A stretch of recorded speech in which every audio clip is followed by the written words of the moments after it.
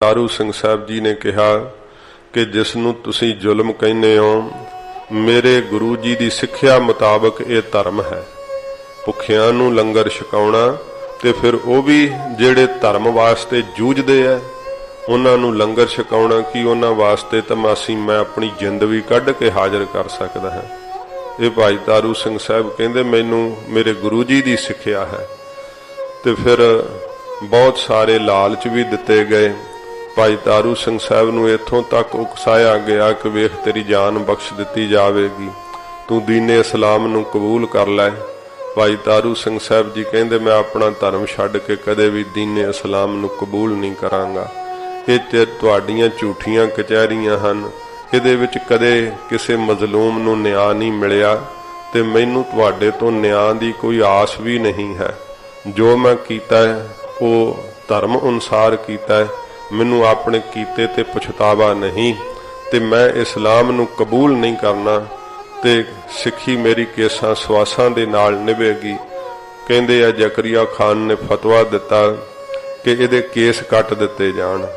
पंथ प्रकाश विच जिक्र आउंदा है, कई गल्लां आपां दस्सण तो साध संगत जी कि जिहदे विच शक्ति प्रगट हुंदी आ वो गुरेज कर जांदे आ कि जी शक्ति नाल कोई जिहड़ा है वो किंतु कर लैंदा शंकावादी।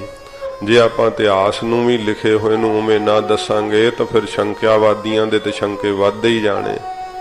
भाई तारू सिंह साहब जी ने जदों ये फतवा सुनिया ते भाई तारू सिंह साहब ने यह वाक कहे सी, जकरिया खान मैं पूरे गुरु दा पूरा सिख हाँ ते मेरी सिक्खी केसां सवासां दे नाल निभेगी, मेरे केस नहीं कोई कट सकदा। भाई साहब ने जदों सतगुरु जी के चरणों च अरदास की, कहंदे इन्ने नाई तिखे तिखे उस्तरे लै लै के तिखियां कैंचियां लैके भाई साहब के केसां नूं कट्टण दा यतन करदे सी, पर सब खुंडे हो गए। केस तारां वर्गे सख्त हो गए, एक भी रोम भाई साहब दा नहीं हिला सके। ये केसां दी शक्ति भाई साहब ने प्रगट करके विखाई कि जिन जन्म तो ही इन्ना सिक्खी नाल प्यार कीता है, सिक्खी नाल प्रेम करके सिक्खी कमाई है। साध संगत जी फिर जदों इहो जिहा मौका आउंदा ना ते उहदा सिदक फिर गरीब नवाज आप रखदे, उहदी सिक्खी जिहड़ी है सतगुरु आप निभाउंदे है। फिर कहंदे जकरिया खान नूं इन्ना ही गुस्सा चढ़िया, वो कहंदा है कि इहदा खोपरा ही ला दिओ, मैनूं इहदे सिर ते केस नहीं चंगे लगदे। भाई तारू सिंह साहब जी नूं जदों खोपरा ला दिते जाण दा फतवा सुनाया गया ते भाई तारू सिंह साहब जी उस समय जपजी साहब दा पाठ आरंभ करन लगे है। कहंदे है कि जालमा ने भाई साहब नूं बन्नना चाहया। भाई साहब जी कहंदे की करन लगे हो? कहंदे जदों खोपड़ा लावांगे फिर तू चीका मारेगा, हथ पैर हिलाएगा। भाई साहब जी कहन लगे को मैं भेड़ बकरी थोड़ो कि जिन्हों तुसीं हलाल करन लगे हो। मैं गुरु गोबिंद सिंह सच्चे पातशाह जी का पुत्र शेर हाँ, जे सी कह गया तो भावें फिर उलांभा दिओ। भाई तारू सिंह साहब जी कहंदे तुसीं अपना काम करो, मैनू बाणी पढ़न दिओ। भाई साहब ने जपजी साहब का पाठ आरंभ कर दिता ते जलादा ने तिस समय भाई साहब का जिहड़ा परवटियां तो उपरों रख के खोपड़ा फिर उतारिया। साध संगत जी जिहदे डॉक्टर कहंदे आ दिमाग की नाली फट जे जिंदा नहीं रह सकदा, ते भाई तारू सिंह साहब का खोपरा लथ गया। सारा शरीर है जिवें गंगा की धारा वगदी है, लहू की धारा नाल नखास चौंक रंग दिता भाई साहब जी ने। ते सिर जकरिया खान नूं रोह विच आके कहा सी, जकरिया खान साडे शरीर दा होर भी कोई अंग लाउणा ते ला लै, पर चेते रखी जिन्ना चिर तू नहीं मरेगा ना उन्ना चिर असीं शहादत नहीं पाउणी, तैनूं नरकां च पा के सचखंड नूं जावांगे। जदों ये वाक कहे भाई साहब जी ने ते फिर कहंदे आ जकरिया खान नूं पेशाब दा बन पै गया सी। बहुत उन्हें जतन कीते, हकीम बड़े आए, कोई दवाई दारू असर ना कीता। फिर भाई सुबेग सिंह जी दे कोल इन्ह बेनती कीती, क्योंकि भाई साहब उदों कोतवाल सन लाहौर दे अंदर, मुगल साम्राज दे कोल नौकरी करदे सीगे। ते भाई साहब नूं कहण लगा मैनू दरवेश है तारू सिंह, मैं उहदा नरादर कीता, मैनू माफ़ी दवाओ।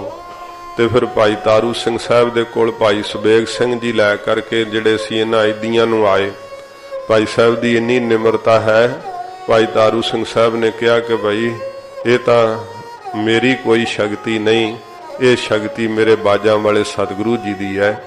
महाराज सच्चे पातशाह जी दे जिहड़े कहे हुए बचन सतगुरु जी दे इस प्रकार बचन नूं जिहड़ा मोड़ना है ना, वो तो महाराज दा बचन हुण मोड़ सकदा है। ते पंथ खालसा ही महाराज साहब जी दे बचन विच कोई जिहड़ा ना रदल बदल कर सकदा, क्योंकि पंथ नूं महाराज अपना रूप दिता है। पंथ दे विच ये शक्ति है, मेरे विच कोई शक्ति नहीं। गुरु साहब दा बचन नहीं मैं बदल सकदा। इउं भाई साहब ने निमरता नाल ये शब्द कहे। फिर दल खालसे कोल पहुंच कीती गई ते सिंघां ने कहा कि भाई तारू सिंह साहब ब्रह्म ज्ञानी है, उहदा कहा बचन वापस नहीं होवेगा, पर जे तुसीं आके पंथ दी शरण पए हो, एक गल है कि भाई तारू सिंह साहब की जुत्ती जे उहदे सिर च वजे तो फिर उहदा ये पेशाब का बन खुल सकता है। फिर भाई साहब जी दियां जुत्तियां जड़ियां सी ना जकरिया खान ने अपने सिर च मरवाइयां आप, ते फिर जुत्तियां 22 दिन खांदा रहा। कहंदा सी ना भाई साहब नूं कि तेरे सिर विच जुत्तियां मारांगा। भाई साहब कहंदे मेरियां जुत्तियां तेरे सिर च वजणगियां। जो जो वाक भाई साहब ने कहे सी वो पूरे हो गए। लाहौर दा सूबेदार सी ते भाई साहब जी दे इड्डी नरादरी कीती।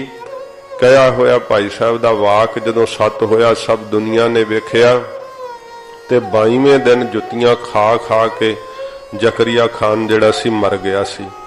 फिर भाई साहब नूं धर्मशाला विच क्योंकि इन की कीता सीगा, भाई साहब नूं खाई च सिट दिता गया ते जिहड़ी खोपड़ी सी उहदे विच तूड़ी भर के चौंक विच टंगाती सी कि सिख वेख के खौफ जदा हो जाण। ते भाई साहब नूं लाहौर दे सिखां ने उठा लिया, धर्मशाला च लै गए। उत्थे भाई साहब जी 22 दिन रहे लथे खोपड़े तो समाधि विच। ये लिव ते वेखो सुरत दा ये साध संगत जी करिश्मा है कि खोपड़े तो बिना ही शब्द विच लिव लाई भाई साहब 22 दिन टिके रहे है। जदों 22वें दिन आके खबर दिती है कि भाई साहब जी जकरिया खान चढ़ाई कर गया, मर गया है पापी। भाई साहब ने फिर आपदे शरीर ते जल पवाया ते जपजी साहब दा पाठ कीता। सुरत जोड़ के पाठ करके श्लोक पढ़िया ते शीश झुका के भाई साहब ने अपना शरीर त्याग दिता। फिर कौन कह सकता कि खोपड़ा लथण नाल भाई साहब दी शहीदी हुई। ये जमना मरना जिहड़ा परमेश्वर दे हथ है। हाँ उन्होंने सिक्खी सिदक निभाया ते खोपड़ा लवा लिया, पर सिक्खी नहीं छड्डी। सच्चे पातशाह जी महाराज दे ऐसे सूरबीर योधे भाई तारू सिंह साहब दा अज शहीदी साध संगत जी पुरब है।